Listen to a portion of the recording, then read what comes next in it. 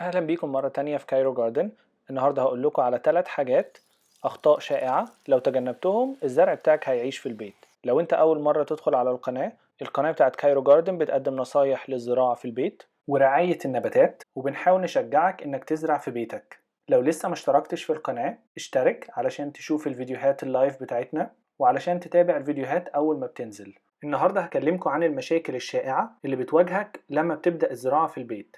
ناس كتير بتبعت لي الأسئلة دي وهي أسئلة متشابهة. ليه الزرع بيموت عندك في البيت؟ لأن في أسباب معينة وحاجات أخطاء معينة لازم تتجنبها. المشكلة الأولى هي مشكلة الري. إمتى تحط مية للنبات وإمتى تعطش النبات؟ في البداية علشان تحط مية للنبات لازم بإيديك تحس التربة، تشوف هل التربة مبلولة ولا التربة ناشفة. لو التربة مبلولة ده معناه إن أنت ما تحطش مية، لو التربة ناشفة ده معناه إن أنت تحط مية. لما تحط مية لازم تشوفها بتطلع من الأخرام اللي موجودة تحت في الشالية، ولازم تتأكد من وجود الأخرام دي في الشالية من تحت، لأن ده بيساعد على يكون في صرف جيد للشالية. وصرف جيد معناه إن الجذور بتبقى سليمة وما بتعفنش. الخطأ التاني هو عدم التسميد. كل النباتات الموجودة محتاجة سماد، سواء كان سماد طبيعي أو سماد صناعي أو كيميائي. أنا هحط اللينك بتاعة التربة على الشاشة، أنا شرحت قبل كده السماد. بس الخطأ اللي كل الناس بتعمله هو إن الناس بتحط مية بس للنبات. النبات زي البني آدم محتاج غذاء، المية مش غذاء، المية بس بتساعده إن هو يعيش زي البني آدم بالظبط. ما يقدرش يعيش بمية بس، لازم مية وأكل، فلازم تسمد النباتات.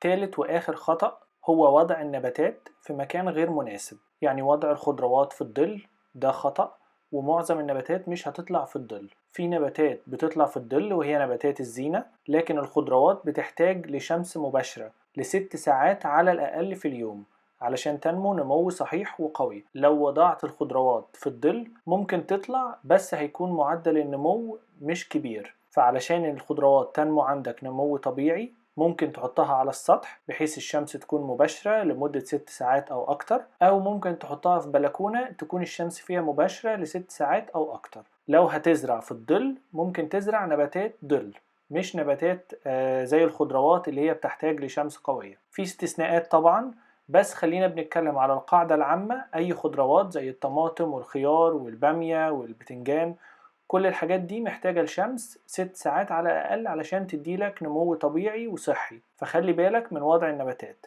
دي كانت ال3 أخطاء الشائعة اللي جاتلي في الأسئلة، وأتمنى تكون ساعدتكم، وأتمنى الزراعة عندك تكون ناجحة بدون أي مشاكل. تابع القناة بتاعتنا وسبسكرايب أو اشترك في القناة علشان يجيلك كل جديد وتشوف الفيديوهات قبل أي حد. أتمنى يكون الفيديو عجبكم. سؤال النهاردة هو إيه الأخطاء الشائعة في الزراعة في المنزل اللي أنا ما ناقشتهاش في الفيديو؟ اكتب الإجابة في الكومنت تحت الفيديو. ما تنساش تعمل لايك وشير، واشوفكم في الحلقة الجاية من كايرو جاردن.